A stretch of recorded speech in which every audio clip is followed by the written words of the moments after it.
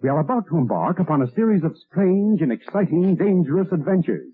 Adventures that will lead us to all parts of the world. Hello and welcome to another Bad Comic Review. This time we're looking at Absolute Power Task Force VII, Issue 7. This is the final part of the miniseries from DC Comics that ties into the Absolute Power event. This was written by Dan Waters, art by Fran, Galan, lettered by Dave Sharpe, cover by Pete Woods, edited by Matthew Levine, group editor Paul Kaminsky. So obviously this takes place before Absolute Power Issue 4, and in this case we are seeing what's going on with some of the foreign superhero teams like Eurocorps and the Global Guardians. We catch up with Night Runner, Jack-o'-lantern, and several others as they try and fight off one of the Amazo bots who has Martian Manhunter's powers, and they are not faring well. At first they seem to be doing okay. They do injure the android, but it does regenerate very quickly, and that gives them all time to argue about what's going on. Unfortunately, that is not going to really grant them any favors. Some of these characters are pretty interesting and have potential, but their use here is very limited and you don't get to see any one of them for any length of time, and they spend more time arguing amongst themselves than anything else in the book. So it's mostly a bunch of heroes trying to find a way to work together, but they don't do it, and they still bicker even when they do something together, and the Amazo bot gets short work of them. Then we do find out what Steve Trevor and his friends are up to, and apparently the events of Wonder Woman number 13 involved a prison break, and Steve Trevor, Wonder Woman, and Damian are leading a bunch of heroes, including Frankenstein from the Creature Commandos, but things aren't going real well for them. Overall, I thought these stories were okay. It would have been better if the heroes in this were a little bit more involved and less talking about bickering and nonsense like that. You mostly just see them and they introduce them and then they don't really do anything except blather on about how much they hate each other, and some of them say, "We need to work together." That's pretty much the entire issue. And the